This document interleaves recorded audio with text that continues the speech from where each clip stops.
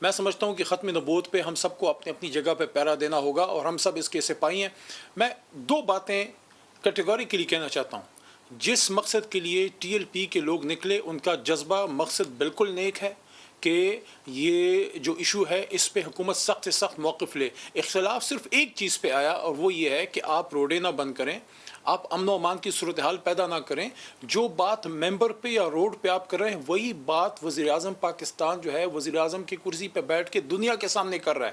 لیکن اب اس میں دو چیزیں ہم نے کرنی ہے کہ آپ کہتے ہیں کہ اس سفیر کو نکالیں, تو میں اس بات سے دوبارہ بسط احترام انکار کرتا ہوں ملک صاحب کہ وہاں کسی نے ان کو یہ یقین دہانی نہیں کرائی کہ ہم ان کو نکالیں گے. نہ یہ فیصلہ فیض آباد میں ہوا. ہمارے دو انتہائی ذمہ دار وزراء وہاں پہ گئے. اس وقت بریگیڈیئر اعجاز شاہ صاحب انٹیریئر منسٹر تھے اور قادری صاحب وزیر مذہبی امور.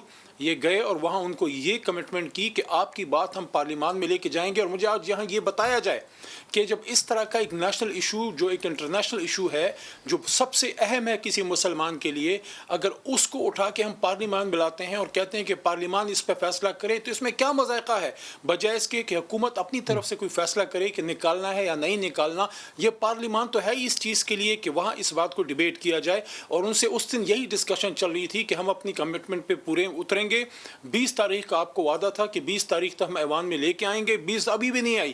کل اجلاس بلایا گیا ہے. ان کو یہ کہا گیا کہ فیصلہ وہاں پہ ہوگا, آپ اس سے پہلے کوئی اعلان وغیرہ نہ کریں, کوئی کال نہ دیں. وہ جو کال دی گئی اس سے امن و امان کی صورتحال پیدا ہو رہی تھی. اس وجہ سے جو ہے مجبوری کے عالم میں سخت اقدامات کیے گئے کہ بھئی کوئی جو ہے روڈ کو بند نہیں کرے گا, کوئی سرکاری املاک کو نقصان نہیں پہنچائے گا, کوئی عوام کی زندگی کو خطرے میں نہیں ڈالے گا. باقی تو جو کاز ہے اس پہ تو کوئی کمپرومائز نہیں ہے. وہ تو وہی بات کر رہے ہیں جو آپ کر رہے ہیں, جو میں کر رہا ہوں, جو سب کر رہے ہیں.